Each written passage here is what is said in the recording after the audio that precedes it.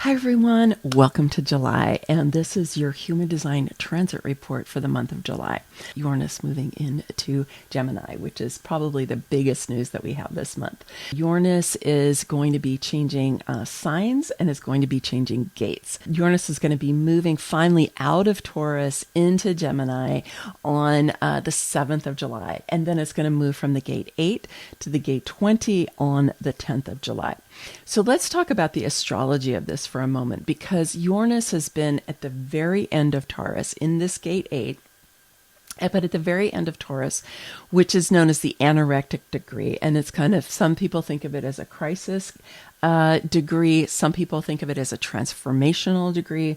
In any event, we've been getting a lot of Uranus type of energy happening here, which is why we're getting so many volcanoes, for example, and earthquakes. Because if you think of the god of awakening, electrical, sudden change, disruptive energy on the most earth of the earth signs, Taurus, right? It's just kind of boom, boom, boom. So I think we're going to get a little bit of a relief of that kind of energy when Uranus moves into Gemini. But we're going into the mental state when we go into Gemini. Gemini is electrical, a lot of mental activity, a lot of, busyness, a lot of, and also we know Gemini, right? It's kind of like, well, there's this and then there's that. And then there's that, and then there's this, and then don't forget about this, and what about that, right? So there's a lot of kind of like duality that Gemini can have for sure. And Gemini is a little bit of a, shapeshifter, a little bit of a magician, can move from these different, this side and that side. And yeah, you see me like this, but do you see me like that? Gemini's kind of like that. So we're going to have Uranus there, right? And so this is going to bring a lot more energy to that kind of mental activity. It could be buzzy, it could be overwhelming, and it could be affecting our different communication technology, because this is, Gemini is ruled by Mercury. So there's a lot of things that can go on there, just from an astrological point of view, and all of the astrologers are talking about it. So there's a lot of information if you want to get that from them. But then from the human design point of view, both the gate 8 and the gate 20 are in the, they're both on the throat.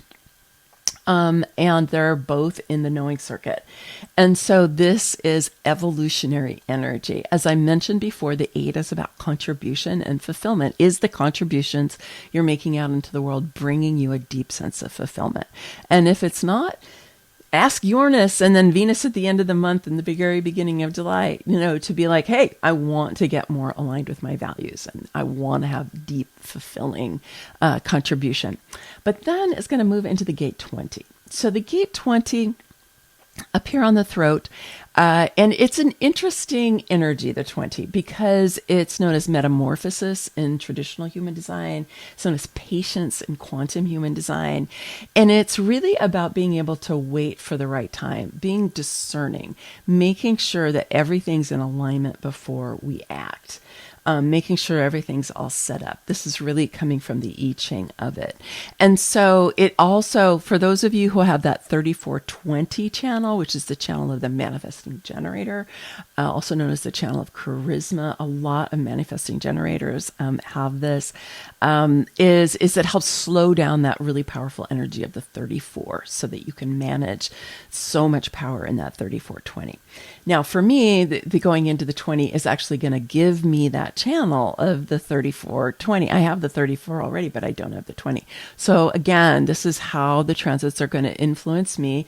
Uranus is going to be in that 20 for a while. So I'm going to have actually two different channels that are giving me manifesting energy to my throat. So for good old Ostara here with the open throat, it's got a lot of extra manifesting, expressing, and activating power coming into my throat.